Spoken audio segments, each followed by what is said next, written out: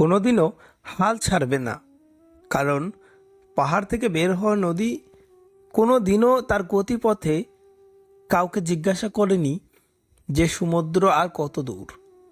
তাই নিজে চলার পথে অবিরাম চলতে থাকো।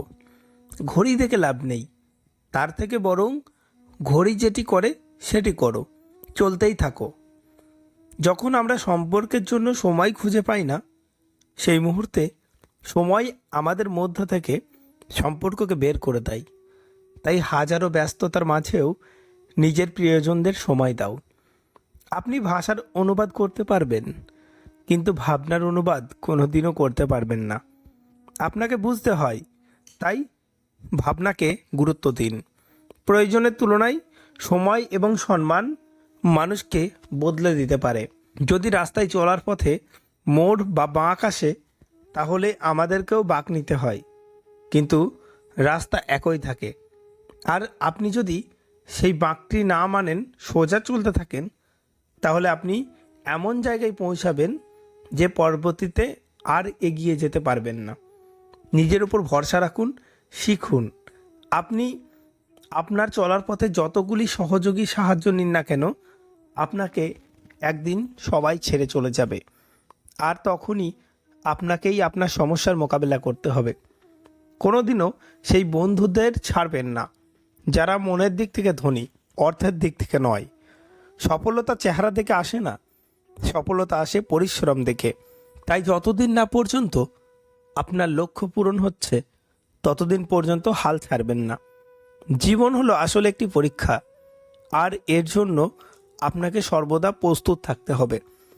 কোনোদিনও হাল ছাড়বেন না। কে জানে যে আপনি সফলতার দোরগোড়ায় এসে হাল ছেড়ে দিচ্ছেন কিনা। যদি আপনি ভালো ভালো কথা পড়তে ভালোবাসেন, শুনতে ভালোবাসেন, আমি নিশ্চিত যে ভালো অভ্যাসও আপনার মধ্যে একদিন ঠিকই জন্ম নিবে। সর্বদা মনে রাখবেন যে একটি ভালো চরিত্রের গঠন হাজারো বার ধাক্কা খাওয়ার ফল। যতটা না কঠিন একটা রাত, তার থেকেও অধিক কঠিন হবে পরের দিনের সকালটি। তাই বেশি চিন্তা না করে ঘুমিয়ে পড়ুন, কারণ কাল আপনি আজকের থেকেও বেশি কঠিন লড়াইয়ে লড়তে চলেছেন। সর্বদা নিজেকে প্রস্তুত রাখুন। যার জীবনে নির্দিষ্ট লক্ষ্য আছে, সে কোনোদিনও দেরিতে ঘুম থেকে উঠতে পারে না। আপনার জীবনের ছোট ছোট খুশিগুলিকে নিয়ে হাসতে থাকুন, কারণ এই পৃথিবীতে দুঃখ দেওয়ার মানুষের অভাব নেই। খুশিটা আপনাকেই ধরে রাখতে হবে। সেই সমস্ত মানুষদের জীবনেই ভালো কিছু ঘটে থাকে যারা কোনোদিনও অপরের খারাপ চায় না। কোনোদিনও আপনার পারিবারিক অবস্থান নিয়ে দুঃখিত হবেন না, কারণ আপনি বর্তমানে যে পর্যায়ে আছেন, কারো কাছে হয়তো সেই অবস্থানে দাঁড়ানোই স্বপ্নের মতো। আপনি আজকে যেখানে রয়েছেন, আজকে যেটা অর্জন করেছেন, একদিন আপনার কাছে এটা স্বপ্ন ছিল, আবার অনেকের কাছে এটা এখনো স্বপ্ন আছে। তাই এই দিনটাকে, এই সফলতাটাকে করবেন না। আজকের দিনটাকে অনুভব করুন, কত সুন্দর আজকের দিনটা। আপনার কাছে আজ কত কিছু আছে। আপনি যদি জীবনে উন্নতি করতে চান, তাহলে আপনার অতীতে ঘটে যাওয়া খারাপ ঘটনা নিয়ে চিন্তায় মগ্ন না থেকে সেই ঘটনা থেকে শিক্ষা গ্রহণ করুন।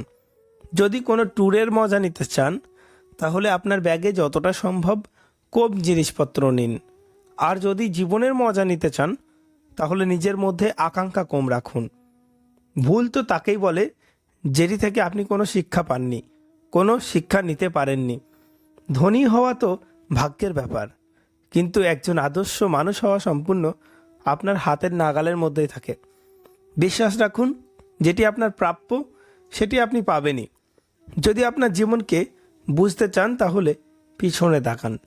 আর যদি আপনার জীবনকে উপভোগ করতে চান, তাহলে সবসময় আগে দেখুন। কোনো পুস্তকের সাহায্য ছাড়াই যে শিক্ষা অর্জন করা যায়, তাকে জীবন বলে। জীবন এমন একটি অধ্যায়, এমন একটি পরীক্ষা, যেই পরীক্ষার কোনো প্রশ্নপত্র কারোর সঙ্গে মেলে না। এক একজনের প্রশ্নপত্র এক এক রকম। আপনাকে পরীক্ষায় বসে আপনি পাশ করবেন না ফেল করবেন, আর আপনি নকলও করতে পারবেন না। আপনি কি করবেন আপনি জানেন না, সেটা আপনার পরিশ্রমের উপর নির্ভর করবে।